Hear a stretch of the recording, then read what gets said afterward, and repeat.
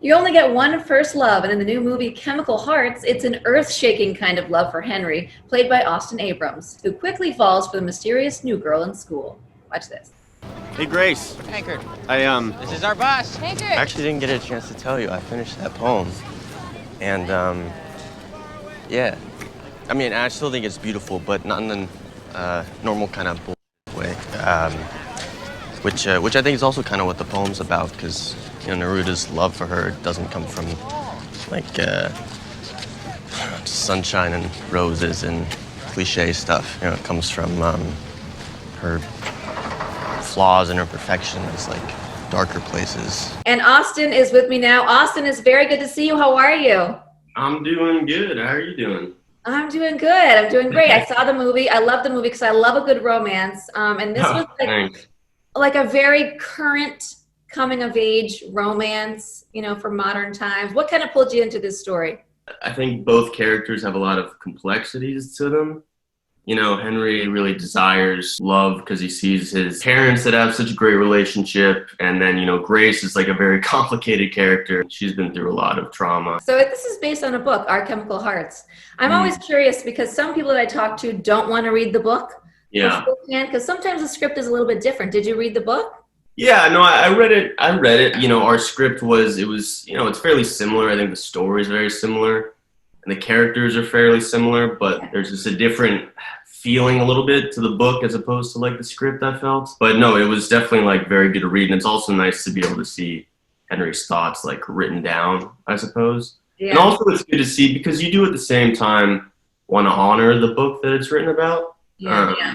Well, the first line of the movie is you're never more alive than when you're a teenager. And I kind of thought back about that and I thought, yes, but you're never more alive yet unsure, I think, when you're a teenager. Yeah, it's interesting. You know, there's just so many damn emotions that you're having when you're a teenager that like you don't fully understand because your body's, I mean, just your brain chemistry is changing. And then as you get older, then you start to figure yourself out and you start to make adjustments. But I think when you're a teenager, perhaps you're never more alive because you're just figuring everything out for the first time and everything's pretty raw.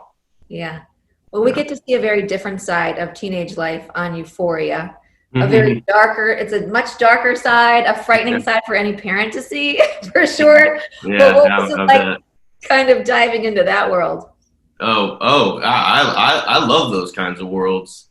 It's great. I mean, my character's world, Ethan is pretty like removed from that sort of stuff. Like, you know, I hear from what people tell me that my storyline is the more tame, I suppose, version than everyone else's. I like didn't actually have to perhaps like delve as deeply as like, I don't know, Zendaya or something like that. Yeah, she did for sure. But still though, these roles that I feel like you're taking are showing how hard it is to kind of go through these years with, you know, the uncertainty, the heartbreak, the, you know, sexual insecurity maybe.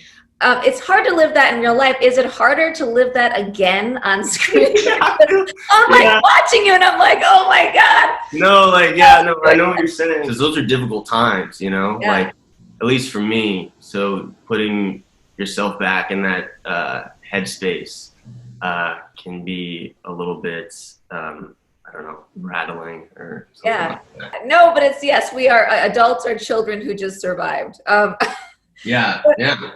So, you know, a lot of teenagers these days and young adults, social media is such a big thing, and you have not been a part of it. I totally respect that. What made you decide not to be a part of social media? I think especially being an actor, like I can imagine just looking at how many people follow me and perhaps judging my self-worth on that. I don't know. It just feels dangerous for my mind. Any dream jobs, any dream shows? Not completely, but I think the main thing to keep sights on is just working with just good people, just good directors and good writers. I just feel like, at least at this point, that's really the best way to go, I guess. Yeah. Well, it seems like you've had great luck so far, and hopefully everyone go see this movie. Chemical Hearts is available now on Amazon Prime Video. Thanks so much, Austin, for taking the time to chat with us today. Thanks, Sarah. No, thank you for talking to me. I appreciate it.